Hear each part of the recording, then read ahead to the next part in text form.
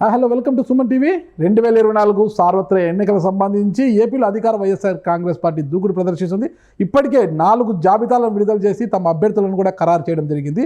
ఈ జాబితాలను పక్కన పెడితే 4 ఎంపీలలో 3 ఎంపీలు అవుట్ కాగా ఒక ఎంపీ మాత్రం గోడ మీద పిల్లలు అలా ఉన్నారు. ఎప్పుడు ఎటువైపు దింకుతాడో ఎవరికి తెలియని పరిస్థితి ఉంది. అది ఈ పరిస్థితి ఎందుకు వచ్చిందని తెలుసుకోవడానికి, ఈ అంశంపై డిస్కస్ చేయడానికి సుమన్ టీవీ స్టూడియోలో మనకు అందుబాటులో ఉన్నారు Suman TV news chief editor Keshav గారు. నమస్తే కేశవ్ గారు. నమస్తే. బాగున్నారు కదా? బాగున్నా. ఏపీ రాజకీయాలన్నీ చాలా గందరగోళం అయిపోయాయి. సార్వత్రిక ఎన్నికలకు సంబంధించి అన్నిటికన్నా ఈసారి అధికార వైఎస్ఆర్ కాంగ్రెస్ పార్టీ దూకుడు మీద ఉంది. 4 జాబితాలు ప్రకటించింది. దాదాపు 47 మందిని కొత్త వారిని, అంటే కొంతమంది షెఫిల్ చేయడము, కొంతమందిని కొత్త ముఖాలను తీసుకురావడం జరిగింది. అయితే ఇందులో 4 ఎంపీలు అవుట్ అని చెప్పొచ్చు మనం. అందులో ఒకరు మాత్రం గోడ మీద ఉన్నారు. 3 అవుట్ అయిపోయారు ఇప్పటికే. ఒకరు అసలు వైఎస్ఆర్ కుటుంబానికి వీర విధేయులుగా ఉన్న బాలశౌరి గారు, మచిలీపట్నం ఎంపీ. ఇంకొకరు లావు శ్రీకృష్ణదేవరాయలు గారు, తొలిసారిగా ఎంపీ అయ్యారు. ఆయన కూడా నరసరావుపేట నుంచి. ఆయన పక్కన పెడితే కర్నూలు ఎంపీ సింగిల్ సంజీవ్ కుమార్ డాక్టర్, ఆయన కూడా 2019లో ఎంపీ అయ్యారు. వీళ్ళు 3 అవుట్ అయ్యారు. ఇక హిందూపురం ఎంపీ గోరంట్ల మాధవ్ మాత్రం ఆయనకి టికెట్ లేదని చెప్పేశారు కాబట్టి గోడ మీద ఉన్నారు. ఎటు దుంకుతారో ఎవరికి తెలియదు. అది అసలు ఎందుకు ఈ పరిస్థితి వచ్చిందంటారు? ముందుగా మనం బాలశౌరి గారి గురించి చర్చించుకుంటాము. వీర విజయుడుగా బాలశౌరి ఎందుకు దూరం అయ్యారు? అంటే బాలశౌరి ఇప్పుడు లేటెస్ట్ డెవలప్మెంట్ ఏంటంటే పవన్ కళ్యాణ్ గారితో భేటీ అయ్యారు. ఆయన టీం ఆల్రెడీ ఒక క్యాంపెయిన్ చేస్తుంది. 21వ తారీఖున ఉదయం 10:30కి కృష్ణా జిల్లాలో ఆయన మోపిదేవి సుబ్రహ్మణ్యేశ్వర స్వామి టెంపుల్లో పూజలు చేసిన తర్వాత ఆయన పవన్ కళ్యాణ్తో జనసేనలో, అంటే జనసేన పార్టీ అధికార పార్టీ కేంద్ర కార్యాలయం ఉంది కదా, అక్కడికి వెళ్ళి ఆయన అధినేత సమక్షంలో పార్టీలో చేరతారు అనేది ఆయన టీం నుంచి వస్తున్నటువంటి సమాచారం. అంతే. సో ఇదే సమయంలో మచిలీపట్నంలో ఒక భారీ బహిరంగ సభ నిర్వహించాలి అని బాలశౌరి అభిష్టం. దానికి సంబంధించి పవన్ కళ్యాణ్ గారి క్లియరెన్స్, ఆయన డేట్స్ అవైలబిలిటీ, దీని గురించి మాట్లాడడం కోసం భేటీ అయ్యారనేది ఒక సమాచారం. ఆయన పార్టీ మారడం కన్ఫర్మ్, ఇంకా అందులో ఏం డౌట్ లేదు. మీరు అన్నట్టుగా వైఎస్ఆర్ కుటుంబం కాదు, వైఎస్ఆర్కి వీర విధేయుడు ఒకప్పుడు. ఎందుకంటే 2004 ఎలక్షన్స్లో కూడా ఆయన ఎంపీ అయ్యారు. అప్పుడు తెనాలి కాన్స్టిట్యున్సీ నుంచి, తెనాలి లోక్సభ స్థానం నుంచి ఎంపీగా గెలిపోయింది. ఇప్పుడు తెనాలి లోక్సభ స్థానం లేదు, బాపట్లగా అయింది. కొన్ని నియోజకవర్గాలు అటు గుంటూరులో ఇటు బాపట్లలో కలిపి బాపట్ల కాన్స్టిట్యున్సీ ఫామ్ అయింది కాబట్టి అప్పుడు ఆయన మొదటిసారి రిప్రజెంట్ చేశారు. ఢిల్లీలో చాలా వరకు సంబంధాలు ఉన్నటువంటి నాయకుడు, వ్యాపార లావాదేవీలు చాలా కాబట్టి ఆయన ఢిల్లీలో ఆంధ్రప్రదేశ్ తరఫున చాలా వ్యవహారాలు చక్కబెట్టారు అప్పట్లో. పైగా ఎందుకంటే అప్పుడు ఆ సమైక్యాంధ్ర తెలంగాణ ఉద్యమాలు పీక్ స్టేజ్లో ఉన్నటువంటి పరిస్థితి. రాజశేఖర రెడ్డి గారికి ఆయన కీలకమైనటువంటి నాయకుడిగా అప్పుడు వ్యవహరించారు. తర్వాత 2009లో జగన్మోహన్ రెడ్డి ఎంపీ అయిన తర్వాత ఎంపీల సమన్వయకర్తగా జగన్మోహన్ రెడ్డి గారికి ప్రత్యేక బాధ్యతలు అప్పగించారు. కాబట్టి రాజశేఖర రెడ్డి గారు బతుకున్న అప్పుడు ఎలక్షన్స్ ఆయన ఒక 8 నెలలు 9 నెలలు. సో ఇవన్నీ ఉన్నాయి. ఆ తర్వాత అదే లాయల్టీ జగన్మోహన్ రెడ్డి గారితో కంటిన్యూ చేశారు.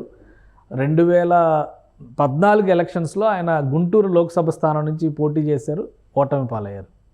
సో 2019కి వచ్చేసరికి లెక్క మారింది. మచిలీపట్నం నుంచి రిప్రజెంట్ చేశారు. మచిలీపట్నంలో 2 దఫాలుగా గెలిచినటువంటి నాయకుడు. అక్కడ మచిలీపట్నంలో ఉన్నటువంటి కొనకల నారాయణ తెలుగుదేశం నుంచి 2009లో గెలిచాడు, 2014లో కూడా ఆయన గెలిచాడు. 2019లో ఆయన ఓడించి ఈయన అక్కడ ఎంపీగా గెలవడం అనేది ఒక రకంగా రికార్డు. ఎందుకంటే 3వసారి ఆయన హ్యాట్రిక్ కొడతారనుకుంటే ఆయనకి షాక్ ఇచ్చి ఈయన ఎంపీ అయ్యాడు. ఎందుకంటే బయట నుంచి వచ్చారు. కరెక్ట్. గుంటూరు, వాస్తవానికి గుంటూరు నాన్ లోకల్ అనేటువంటిది కూడా అప్పుడు నినాదంగా నడిచింది. అయినా కానీ వైఎస్ఆర్సీపీకి అక్కడ పట్టం కట్టిన వైఎస్ఆర్సీపీ గాలిలో గెలిచారు. ఇప్పుడు ఒక గ్యాప్ వచ్చింది. ప్రధానమైనటువంటి కారణం లోక్సభ స్థానం అనగానే మీకు తెలుసు ఒక 7 అసెంబ్లీ సీట్లు రిప్రజెంట్ చేసేటువంటి పరిస్థితి. ఆయన పరిధిలో ఉన్నటువంటి అసెంబ్లీ సీట్లు అన్నీ కూడా చాలా కీలకమైనటువంటి అసెంబ్లీ సీట్లు. ఒకవైపు పేరు నాని, ఇంకోవైపు గుడివాడ నాని, ఇంకోవైపు వల్లభనేని వంశీ. ఇప్పుడు తెలుగుదేశం నుంచి ఇటు మారారు కాబట్టి ఆయన కూడా లెక్కేసుకోవాలి. అటు నుంచి చూస్తే జోగి రమేష్, వీళ్ళంతా మహామహులందరూ ఆయన పరిధిలో హేమాహేమీలు అందరూ కూడా ఆ అసెంబ్లీలో పరిధిలో ఉన్నటువంటి నాయకులు. సో అక్కడ ఒక ఈక్వేషన్ ఏదో తేడా వచ్చింది అనేది అంతర్గతంగా వస్తున్నటువంటి సమాచారం. అందుకని ఈసారి వల్లభనేని బాలశౌరికి టికెట్ ఇవ్వకూడదు అనేది అక్కడి నుంచి చాలా బలంగా పనిచేస్తున్నటువంటి లాబింగ్. ఈ అంశాల విషయంలోనే ఆయన పక్కకి పెట్టేటువంటి సంకేతాలు అధిష్టానం స్పష్టంగా ఇచ్చింది. సో ఆయన ప్రత్యామ్నాయ మార్గాన్ని చూసుకున్నటువంటి దారి, జనసేన పార్టీలో జాయిన్ అవ్వడానికి కావాల్సినటువంటి లైన్ క్లియర్ చేసుకున్నారు. అక్కడ ఈక్వేషన్స్ పరంగా సామాజిక వర్గాల పరంగా కూడా కలిసి వచ్చేటువంటి పార్టీ కాబట్టి అది అంటే ఈయన సామాజిక వర్గము ఒక పవన్ కళ్యాణ్ గారి సామాజిక వర్గం ఒకటే అని వెళ్ళారంటారా, నిజంగా జనసేన అంటే టీడీపీ వైపు ఇష్టం లేక జనసేన వైపు అంటే వెళ్ళారంటారా? ఒకటి ఏంటంటే మచిలీపట్నం సీటు ఎప్పుడు టీడీపీ కూడా కాపులకే ప్రాధాన్యం ఇచ్చినటువంటి సీట్ అది.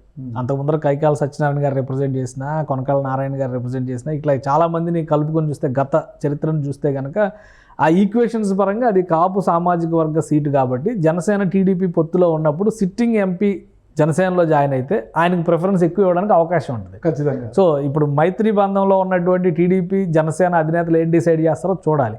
ప్రత్యామ్నాయంగా చూసేటువంటి పరిస్థితుల్లో అయితే మళ్ళీ గుంటూరు పంపిస్తారా అనేటువంటి చర్చ ఒకటి ఉంది.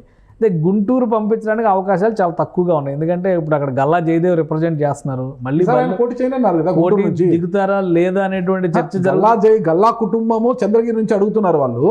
జయదేవ్ సార్ పోటీ చేయనన్నాడు కదా. అవును, జయదేవ్ పోటీ చేయనన్నాడు. అందుకే కదా లావు కృష్ణదేవరాయలు ఇప్పుడు నరసరావుపేట ఎంపీగా ఉన్నటువంటి నాయకుడు ఇటు డైవర్ట్ అవుతున్నారు, లోకేష్తో భేటీ అయ్యారు. సో వైఎస్ఆర్సీపీని వదిలి ఇంకొక ఎంపీ రాబోతున్నారు తెలుగుదేశంలోకి అనేటువంటి సంకేతాలు. ఒకవేళ ఇస్తే ఆయన ఎక్కడి నుంచి బరిలో కృష్ణదేవరాయలు కూడా నరసరావుపేటే డిమాండ్ చేస్తున్నారు. కృష్ణదేవరాయలు కూడా వైసీపీలో నరసరావుపేట ఇవ్వండి, 5 నియోజకవర్గాల్లో ఖచ్చితంగా గెలిపించుకొని వస్తానని గట్టిగా కూర్చున్నారు. కాదు ఈసారి నువ్వు గుంటూరు నుంచి పోవాలి, గుంటూరు అయితేనే గెలుస్తావు అనేసి పార్టీ అంటుంది. అసలు అది నచ్చకే కదా. గ్యాప్ ఏంటి అసలు జగన్మోహన్ రెడ్డి గారికి కృష్ణదేవరాయలకి గ్యాప్ ఏంటి? ఎందుకంటే ఒక దశలో అమరావతి ఉద్యమం పీక్ స్టేజ్లో ఉన్నప్పుడు జగన్మోహన్ రెడ్డి గారి దోతగా శ్రీకృష్ణ మాట్లాడాడు. అక్కడికి వెళ్ళి అమరావతి శిబిరాల్లోకి వెళ్ళి కూర్చుని వాళ్ళతో మాట్లాడి ఆవేదన నాకు తెలుసు, నేను జగన్ గారితో మీటింగ్ అరేంజ్ చేస్తానని మాట ఇచ్చి కూడా వచ్చారు. తర్వాత కొంతమంది అమరావతి రైతుల పేరుతో కొంతమంది వెళ్ళి జగన్మోహన్ రెడ్డి గారితో భేటీ అయినటువంటి పరిస్థితి కూడా మనం చూసాం. అంత ఆంతరంగికంగా ఉన్నటువంటి శ్రీకృష్ణదేవరాయలకి జగన్మోహన్ రెడ్డి గారికి గ్యాప్ ఏంటి? ఇక్కడ గ్యాప్ అనేది మనం చెప్పలేము, కానీ అంటే స్థానాన్ని మార్చడం, స్థాన మార్పిడి. ఎప్పుడైతే శ్రీకృష్ణదేవరాయలు లావరత్తయ్య గారి కుమారుడు, విజ్ఞాన విద్యా సంస్థల అధినేత, మీకు తెలియదు, నాన్నగారి వారసుడిగా చెప్పుకోవచ్చు, రాజకీయ వారసుడు అనుకోవచ్చు. వాళ్ళ నాన్నగారికి ఎన్టీ రామారావు గారి నుంచి ఎలా ఉంది, వాళ్ళ కోరిక ఎన్టీ మంది మంచి పరిచయాలు ఉన్న వ్యక్తి, చట్టసభ్యులకు పంపేయాలనుకున్నారు. 2019 అనుకోకుండా వైఎస్ఆర్ కాంగ్రెస్ పార్టీ రూపంలో, అంటే టీడీపీతో ఎందుకో వాళ్ళ నాన్నగారు డిఫర్ అయిన తర్వాత కుమారుని ఇటువైపు పంపించడము, 2019లోనే యువకులకు అవకాశం ఇవ్వాలనే ఉద్దేశంతో జగన్మోహన్ రెడ్డి గారు ఉన్నత విద్యా సంస్థల అధినేత ఉద్దేశంతో ఆయనకు ఇచ్చారు. అయితే అప్పుడు లావు శ్రీకృష్ణదేవరాయలు అడిగింది గుంటూరు అడిగారు. ఆ గుంటూరు అడిగితే జగన్మోహన్ రెడ్డి గారు అప్పుడు ఏం చేశారు, 2019 లేదు మీరు నరసరావుపేట వెళ్ళాలి, గుంటూరు మనకు ఇదవుతుంది, మీరు నరసరావుపేటలో బలవంతంగా నరసరావుపేటకు పంపించడం జరిగింది లావు కృష్ణదేవరాయలని. ఆయన అడిగింది గుంటూరు. అప్పుడు అయితే వద్దని అక్కడికి పంపించారు. అక్కడికి వెళ్ళాక వైసీపీ గాల్లోనే గెలిచిపోయారు. అయితే మంచి పేరు, ఎక్కడ కూడా కాంట్రవర్సీ లేకోకుండా ఒక్క చిలకలూరుపేట ఎమ్మెల్యే విడుదల రజనీ గారితో మాత్రమే కొంత కాంట్రవర్సీ నడిచింది. ఇంకా పల్నాడు ప్రాంతంలో ఎక్కడ కూడా గురిజాల కావచ్చు, నరసరావుపేట, ఇవన్నీ ఎక్కడ కూడా ఆయన కాంట్రవర్సీలు, అందరు ఎమ్మెల్యేలు కూడా ఆయనకు బాగా కలిసిమెలిసి వస్తున్నారు. చిలకలూరుపేట కొంత డిస్టర్బ్ చేసింది. ఆయన పార్టీలో ఆయనకు ఎక్కడ కూడా విభేదాలు అంటే ఇంకోటి లేదు, చక్కగా నడుచుకుంటూ వచ్చింది. అయితే ఇప్పుడు ఎన్నికలకు వచ్చేసరికి ఈ పొలిటికల్ ఇంజనీరింగ్లో భాగంగా జగన్మోహన్ రెడ్డి గారు అంటే తెలంగాణలో కేసీఆర్ గారు చేసిన తప్పులు తాను చేయకూడదు, కొంతమంది సామాన్య వ్యక్తుల్ని మనం తెర మీదకి తీసుకురావాలి, ఆ క్రమంలో భాగంగా కొన్ని మార్పులు చేర్పులు చేయాలని అనుకున్నట్టుగా ఉంది. ఎందుకంటే మనం తెలంగాణ తీసుకుంటే 2018 ఎన్నికల్లో కేసీఆర్ గారు చాలా కొత్త మంది 14లో కావచ్చు 18లో కొత్త వ్యక్తుల్ని ఇంట్రడ్యూస్ చేశాడు. అంటే పిడమర్తి రవి కావచ్చు, బాల్కా సుమను, క్రాంతి, ఇట్లాంటి వాళ్ళంతా తీసుకొచ్చారంట. అంటే ఇదంతా కూడా మన సామాన్యుల కోసం ఉన్న పార్టీ రా బాబు ఇది అన్నట్టుగా వాళ్ళు ఆదరించారనమాట తెలంగాణ ప్రజలు. మూడవసారి అది చేయలేదు. ఆయన చేయకపోసరికి ఏం జరిగిందని తెలుసు. జగన్మోహన్ రెడ్డి గారు ఇవన్నీ గ్రహించినట్టున్నారు. అందుకే గతంలో ఏదైతే జగన్మోహన్ రెడ్డి గారు ఒక నందిగం సురేష్ బాపట్ల నుంచి, గుడ్డేటి మాధవి అరకు, తిరుపతి బైపోల్లో మన డాక్టర్ గురుమూర్తిని తీసుకొచ్చాడు. ఈసారి కూడా ఒక సామాన్యుని తీసుకురావాలి, ప్రజల్లోకి ఒక ఇండికేషన్ పంపించాలనుకున్నాడేమో. నాగార్జున యాదవ్ని తెర మీదకి తీసుకొచ్చారు. నాగార్జున యాదవ్ని నరసరావుపేట నుంచి పంపించి ఒక ఇండికేషన్, అరే యాదవ్ సామాజిక వర్గం నుంచి ఒక మంచి ఇండికేషన్, మనవాడిని ఒక సామాన్యుని, అంటే పెద్దవారిని ఇప్పుడు అనిల్ యాదవ్ని పంపించవచ్చు, అంటే బీద మస్తాన్ రావుని పంపించవచ్చు, కానీ వాళ్ళంతా పెద్దవాళ్ళు గొప్పవారు కాబట్టి వారి గురించి పెద్ద చర్చ ఉండదు. పెద్దవారు కావచ్చు, ధనవంతులు కావచ్చు, వాళ్ళు వెళ్ళారనుకోవచ్చు. అదే సామాన్యుడైన ఒక నాగార్జున యాదవ్ని తెర మీదకి తీసుకొచ్చి స్థాయటం ఇస్తే యాదవుల్లో ఒక కానీ బీసీ సామాజికంలో కానీ మావాడు సామాన్యుడికి ఒక అవకాశం ఇచ్చాడు జగన్మోహన్ రెడ్డి అనేది ఒక చర్చ వస్తుంది. ఇలాంటి సామాన్యుల్ని ప్రతిసారి తీసుకురావడం వల్ల పార్టీకి కూడా అది బలోపేతమైన ఉద్దేశంతో నాగార్జున యాదవ్ని తెర మీదకి తీసుకు ఆ పార్లమెంటులో యాదవ సామాజిక వర్గం బీసీ ఓటర్లు ఎక్కువ ఉండడము, గుంటూరు వచ్చేసరికి కమ్మ ఓటింగ్ అది ఉండడము, లావు శ్రీకృష్ణదేవరాయలు కమ్మ సామాజిక వర్గం వచ్చి అతను ఇక్కడికి షిఫ్ట్ చేసి ఆయన అక్కడికి పోవాలనుకున్నారు. అక్కడ కృష్ణదేవరాయలు పెట్టిన మేజర్ అబ్జెక్షన్ ఏంటంటే అమరావతి రాజధానిని మీరు కిల్ చేసి అవును నన్ను గుంటూరులో పోటీ చేయడం అంటే ఆత్మహత్య సదృశ్యం ఇది, కరెక్ట్, ఓడిపోతారు దాన్ని మనం కాదనలేదు. కాబట్టి తెలుగుదేశంలోకి కనుక ఒకవేళ వస్తే ఆయనకు ఉండేటువంటి ఆప్షన్ నరసరావుపేట కావచ్చు, గుంటూరు అయినా కావచ్చు. ఎందుకంటే అమరావతికి డిమాండ్ చేస్తున్న తెలుగుదేశం పార్టీ, రేపు అధికారంలోకి వస్తే మేము బ్రహ్మాండంగా చేస్తామని చెప్పుకోవడానికి అవకాశం ఉంటుంది. సామాజిక వర్గ పరంగా కూడా గుంటూరు నుంచి రిప్రజెంట్ చేయడానికి ఆయనకు స్కోప్ ఎక్కువ ఉంటుంది. తెలుగుదేశం పార్టీ గుంటూరు అయినా అతనికి కొద్దిగా ఎందుకంటే నరసరావుపేటలో ఒకవేళ ఈ సామాజిక వర్గ ఈక్వేషన్స్ ప్రకారం బీసీల నుంచి కనుక నాయకుల్ని ఎంపిక చేస్తే వైఎస్ఆర్సీపీ ఒక బీసీని ఓడించేటువంటి కుట్ర జరుగుతుందనే ప్రచారం కూడా చేయడానికి, కాబట్టి ప్రత్యర్థుల్ని బట్టి కూడా అభ్యర్థుల మార్పు అనేది సహజంగా జరుగుతుంది.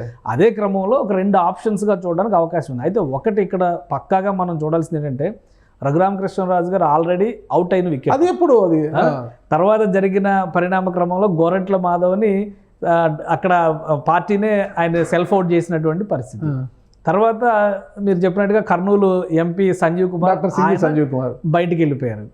ఇప్పుడు Machilipatnam MP already ready to join, date కూడా ఫిక్స్ చేసుకున్నారు. 21వ తారీఖున 10:30కు పూజలు చేసిన తర్వాత ఖచ్చితంగా ఆయన అక్కడికి వెళ్తారు. సభకు సంబంధించినటువంటి ఏర్పాట్లు, ఒక భారీ బహిరంగ సభ పెట్టాలనుకుంటున్నారు. ఆయన మచిలీపట్నంలోనే పెట్టాలనుకుంటున్నారు. ముఖ్యంగా పేరుని నాని ఆధిపత్యానికి గండి కొట్టాలనేటువంటి ఆలోచనతో బాలశౌరి చాలా స్పష్టంగా ఉన్నారు. ఆయన బాగా ఇబ్బంది పెట్టినటువంటి 2 కీలకమైన నాయకులు గుడివాడ నాని, కొడాలి నాని, పేరుని నాని. ఓకే, ఈ నానీలిద్దరికీ కూడా ట్రీట్మెంట్ ఇవ్వాలని ఆయన ఆశిస్తారు. ఎప్పుడు పవన్ కళ్యాణ్ పర్యటన చేసినా కానీ మచిలీపట్నంలో ఆ నానిని, గుడివాడలో ఈ నానిని సవాల్ చేస్తూనే ఉన్నారు. ట్రీట్మెంట్ లొంగే వ్యక్తులు కాదు కదా. అందుకని అదే తనదైన శైలిలో ఆయన ప్రయత్నం చేయాలనుకున్నారు. కాబట్టి ఆ డేట్స్ ఫిక్స్ చేసుకునే పనిలో ఆయన ఉన్నారు. ఇక కృష్ణదేవరాయలు కూడా బయటకు వచ్చేసినట్టే, ఎందుకంటే లోకేష్తో బాహాటంగా భేటీ అయ్యారు కాబట్టి ఆయన బయటికి రావడం అనేది ఖరారైనట్టే. ఇప్పుడు రీసెంట్గా లేటెస్ట్గా రిలీజ్ చేసినటువంటి 4వ జాబితాలో నారాయణ స్వామిని మళ్ళీ ఆయన చిత్తూరు లోక్సభ స్థానానికి రిప్రజెంట్ చేయాలి. చిత్తూరు లోక్సభలో ఉన్నటువంటి రెడ్డప్పని ఇటు అసెంబ్లీకి మారుస్తూ ఒక నిర్ణయం తీసుకున్నారు. ఎంపీల విషయంలో ఎందుకు జగన్మోహన్ రెడ్డి గారు ఇట్లా పిల్లి మొగ్గలు వేస్తున్నటువంటి పరిస్థితి ఉంది అంటే వీళ్ళు ఖచ్చితంగా గెలుస్తారు అనేటువంటి ఉద్దేశంతో చేస్తున్నటువంటి ప్రయోగంగా దీన్ని మనం చూడాలా, కేవలం సామాజిక వర్గ సమీకరణను దృష్టిలో పెట్టుకొని ఓటు బ్యాంకుని ఆకర్షించడానికి ఇది ఒక ఎత్తుగడగా చూడాల్సి ఉంటుంది. సామాజిక సమీకరణలో బాగా చేసాం, ఓటు బ్యాంకును ఆకట్టుకోవాలి మనం ఖచ్చితంగా. ఎందుకంటే తెలంగాణ ఓటమి, తెలంగాణలో రాజకీయ ఏదైతే ఫలితాలు వచ్చాయో బీఆర్ఎస్ ఓటమి అనేది అధికార వైఎస్ఆర్ కాంగ్రెస్ పార్టీకి ఏపీలో మంచి గుణపాఠం చెప్పింది అనుకోవచ్చు. మొత్తానికైతే మొత్తం సామాజిక పరంగా మనం ఓటు బ్యాంకును ఆకర్షించాలి. ఈ ఓటు బ్యాంకు రాజకీయాలు ఇప్పుడు జరుగుతున్నాయి అక్కడ, అందులో భాగంగానే ఇవి జరుగుతున్నాయి. ఈసారి ఎలక్షన్స్లో అన్నిటికంటే ఎక్కువ సామాజిక వర్గ సమీకరణలో ఎక్కువ ప్రభావం అదే ఇప్పుడు బేస్ అది. ఇప్పుడు సామాన్యుడి కోసమే అన్నది ముందు తెలుగుదేశం నినాదం, అది బీసీలకు, బడుగులకు, బలహీన వర్గాలకు. అది కాదు టీడీపీ కాదు, ఇప్పుడు వైసీపీ స్లోగన్ అయిపోతుంది. అది వైసీపీ ఆ విధంగా ముందుకు వెళ్ళి సామాన్యుల కోసమే ఉన్న పార్టీని, సామాన్యులని రాజకీయ ముఖచిత్రము మీదకి తీసుకొచ్చాం. ఒక నాగార్జున యాదవ్ని ఈసారి తీసుకురావాలంటే నాగార్జునని ప్రపోజ్ చేసిన వెంటనే 3వ జాబితా విడుదల అతని పేరు ఖరారు కావాల్సింది, విడుదల కావాల్సి ఉంటే మొత్తం 7 మంది ఎమ్మెల్యేలు అతను వ్యతిరేకించారు. నాగార్జున యాదవ్ని మా నెత్తిని మోపకండి, అతను మాకు అవసరం లేదు అనేసి. అంటే జగన్మోహన్ రెడ్డి గారు ఇప్పటికీ కూడా ఆ విషయం తేల్చకుండా పెండింగ్లో పెట్టారు. ఓకే, అంటే జగన్మోహన్ రెడ్డి గారు ఒక్కసారి నిర్ణయం తీసుకుంటే ఎవరు మార్చలేరు అంటారు కదా. మరి నాగార్జున యాదవ్ పేరే ఫైనల్గా ఖరారు చేస్తారా? ఎమ్మెల్యేల బెదిరింపులకు తలొగ్గి ఆయన మళ్ళీ పేరు ఇంకొకరినంటే బీద మస్తాన్ రావును, అంటే బీద మస్తాన్ అంటే బాగా ధనవంతుడు, కోటీశ్వరుడు, కోట్లకు అధిపతి అయినాడు, అలా రాజ్యసభ నుంచి ఇటు వస్తాడా ఆయన అనేది అదే క్రైటీరియా. అయితే ఇప్పుడు బాలశౌరి కూడా 100 కోట్లకి, కానీ అక్కడ ఎమ్మెల్యేలు విభేదిస్తున్నారు కదా, చాలా మంది కూడా ఎమ్మెల్యేలే విభేదిస్తున్నారు కదా. నాగార్జున యాదవ్ విభేదిస్తున్నారు. లావు శ్రీకృష్ణదేవరాయలను కావాలని అడుగుతున్నారు, ఇక్కడ వచ్చేసి నాగార్జున యాదవ్ వద్దంటున్నారు. కృష్ణదేవరాయలు మాకు ఇవ్వండి అంటున్నారు. కృష్ణదేవరాయలు అయితే ఫైనాన్షియల్గా సౌండ్ కాబట్టి ఎమ్మెల్యేలకు తలాకు 2 కోట్లు 3 కోట్లు ఇస్తాడు. నాగార్జున యాదవ్ ఏమి ఇస్తాడు? నాగార్జున యాదవ్ తీసుకునే పరిస్థితులు అంటారు పార్టీ నుంచి. పార్టీ ఏమనిస్తే ఖర్చు పెట్టుకోవాలి. ఆయన ఏమి ఇస్తాడు? ఎమ్మెల్యేలకి ఏమి ఇవ్వలేడు, సామాన్యుడు నాగార్జున యాదవ్. కృష్ణదేవరాయలు కనీసం ఒక 2 కోట్లు 3 కోట్లు ఇవ్వగలడు, సర్దుబాటు చేయగలడు అవసరమైతే కొన్ని నియోజకవర్గాలు కూడా. ఎవరైనా కూడా ఎమ్మెల్యేలు ఆర్థిక బలం ఉన్న నాయకుడిని ఒక ఎంపీగా కోరుకుంటారు తప్పితే ఆర్థిక బలం లేని వారిని ఎందుకు కోరుకుంటారు? ఇక్కడ అంగబలం ఉంది, సామాజిక బలం ఉంటే ఆ సామాజిక బలం మాకు ఉందాయా అంటారనమాట. ఇక్కడికి ఎటు వచ్చి ఆర్థిక బలం ఉన్న వారిని కోరుకుంటున్నారు.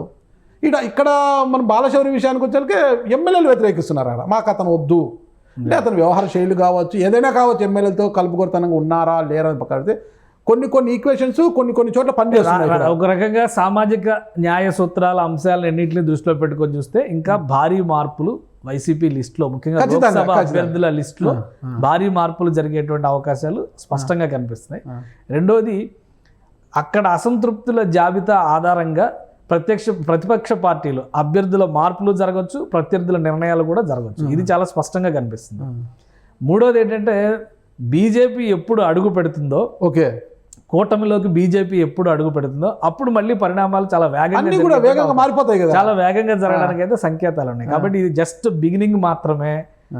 22 తర్వాత, జనవరి 22 తర్వాత చాలా మార్పులు జరగడానికి ఇంకా అవకాశాలు ఉన్నాయి. ఖచ్చితంగా జనవరి 21వ తారీఖున కాంగ్రెస్ పార్టీ పగ్గాల్ని షర్మిల గారు తీసుకోబోతున్నారు. ఓకే, ఇది వైఎస్ఆర్సీపీలో కొన్ని మార్పులకి, ఎందుకంటే ఆ రోజే జాయినింగ్స్ కొన్ని ఉంటాయి అన్నారు. ఆళ్ళ రామకృష్ణారెడ్డి కావచ్చు, కాపు రామచంద్రారెడ్డి కావచ్చు, మరికొంతమంది నాయకులు కూడా. మదనపల్లె ఎమ్మెల్యే నవాజ్ బాషా కూడా కాంగ్రెస్ పార్టీలో చేరబోతున్నారు. మల్లాది విష్ణు కాంగ్రెస్ వైపు రాబోతున్నారు అంటున్నారు. ఇంకా విశాఖపట్నానికి సంబంధించినటువంటి కొంతమంది లీడర్స్ టచ్లోకి వెళ్ళారని చెప్తున్నారు. సో ఈ ఈక్వేషన్స్ అన్నీ కలిపి చూస్తే మళ్ళీ అక్కడ వైఎస్ఆర్సీపీలో అసంతృప్తుల వలసలు అనేవి చాలా స్పష్టంగా కనిపిస్తున్నాయి. కాబట్టి 21 తర్వాత మళ్ళీ ఇంకోటి 21 తర్వాత కొంతమంది టీడీపీలో, బీజేపీ దీనిలో జనసేన పార్టీలో ఉండేటువంటి జాయినింగ్స్ ఉన్నాయి. వాటి నుంచి కూడా కొన్ని పరిణామాలు డెవలప్ అయ్యేటువంటి అవకాశం ఉంది. జనవరి 22 తర్వాత ఆంధ్రప్రదేశ్ రాజకీయాల్లో మరిన్ని మార్పులకైతే స్పష్టమైనటువంటి. ఫైనల్గా నాకు ఒకటి క్లారిటీ ఇచ్చేయండి. మనకు ఇప్పుడు షర్మిల గారు ఏపీసీసీ అధ్యక్షురాలకి 21న బాధ్యత తీసుకోబోతున్నారు. ఆ తరువాత షర్మిల గారు ఏపీలో టెస్ట్ మ్యాచ్ ఆడతారనుకోవచ్చా, అంటే 2020 ఆడతారనుకోవచ్చా? ఇప్పుడున్న టైంను బట్టి చూస్తే 2020 ఆడడానికి ఎక్కువ స్కోప్ ఉంది. ఎందుకంటే ఎలక్షన్స్ లో షర్మిలకి ఇచ్చిన టైం పక్కన పెడితే అక్కడ ఉన్నది అన్న కదా. అన్నని అధికార పీఠం నుంచి దింపడానికి చెల్లెలు సాహసిస్తారంటారా? అంటే ఇప్పుడు మ్యాచ్ ఫిక్సింగ్ గురించి మాట్లాడాల్సి వస్తుంది.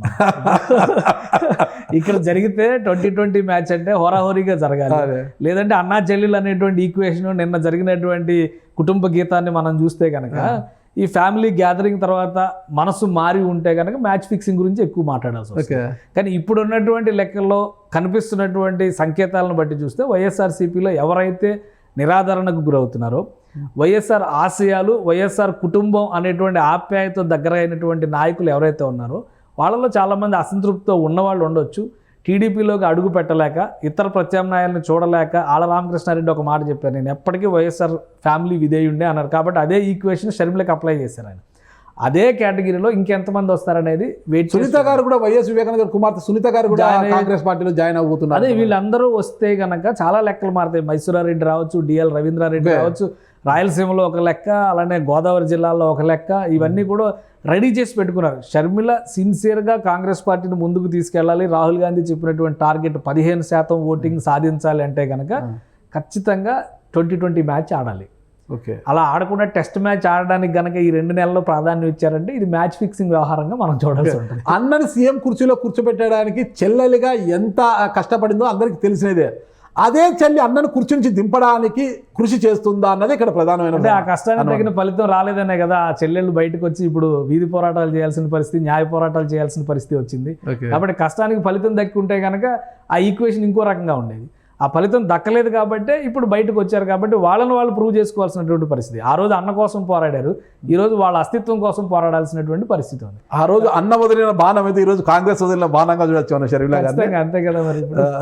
అన్న వదిలేసిన బాణం అంటున్నారు. అన్న వదిలేసిన బాణము కాంగ్రెస్ వీధిలో వదిలిన బాణం. ఇప్పుడు సోనియా వదిలిన బాణం కావచ్చు, రాహుల్ వదిలిన బాణం కావచ్చు. ఎందుకంటే ఆమె టార్గెట్ అదే చెప్పింది కదా, తన తండ్రి ఆకాంక్ష ఏదైతే ఉందో రాహుల్ గాంధీని ప్రధానిగా చూడాలి, ఆ ఆకాంక్ష కోసమే పనిచేస్తున్నారు. కాబట్టి ఖచ్చితంగా ఒకటి ప్రభుత్వానికి, ప్రభుత్వ వ్యతిరేక ఓటుకి ఎంతవరకు గండి కొడతారు షర్మిల అనేది ఒకటి లెక్క. రెండోది వైఎస్ఆర్ విధేయులుగా ఉండి, కాంగ్రెస్ పార్టీ విధేయులుగా ఉండి, అనివార్యమైన స్థితిలో రాష్ట్ర విభజనని వ్యతిరేకించి వైఎస్ఆర్ కాంగ్రెస్లోకి వెళ్ళిన వాళ్ళని ఎంతవరకు బయటికి తీసుకురాగలుగుతారు. సమయం చాలా తక్కువ ఉంది కాబట్టి వీలైనంత వేగంగా ఈ పరిణామాలు జరగాలి. అవి జరిగితే కనుక షర్మిల సక్సెస్ అయినట్టు. జరగకుండా టెస్ట్ మ్యాచ్ రూపంలో వెళ్తుందంటే కనుక మ్యాచ్ ఫిక్సింగ్ ఉన్నట్టుగానే అర్థం చేసుకోవాల్సి. ఓకే కేశ్ గారు, చూద్దాం మనం. ఒకవైపు ఎంపీల అవుట్, మరోవైపు షర్మిల గారు అంటే ప్రమాదకరంగా మారడం. షర్మిల గారు కాంగ్రెస్ పార్టీ తీర్థం పుచ్చుకోవడము, 21న బాధ్యత చేపట్టి ఇదంతా కూడా ప్రమాదకరంగా మారుతున్నాయి. ఇదంతా కూడా ప్రమాదకర ఘంటికలు అయితే మోగుతున్న వైఎస్ఆర్సీపీకి. మరి వీటి నుంచి వైఎస్ఆర్సీపీ ఎలా బయటపడుతుంది? వై నాట్ 175 ఉంటుంది కదా, కానీ దాన్ని ఎలా ఆ నినాదాన్ని ఎలా కౌంటర్ నిలబెట్టుకుంటుంది చేస్తుంది కాంగ్రెస్, అదే వై నాట్ ఏపీ అంటుంది కదా ఇప్పుడు కాంగ్రెస్. అదే వై నాట్ 175 వైఎస్ఆర్సీపీ నినాదం పలుకుతుందా, అంటే వై నాట్ ఏపీ అనే కాంగ్రెస్ పార్టీ నినాదము నిలబడుతుందా అనేది కూడా మనం వేచి చూద్దాము. థ్యాంక్ యూ కేసీఆర్ గారు. ఓకే, నమస్తే.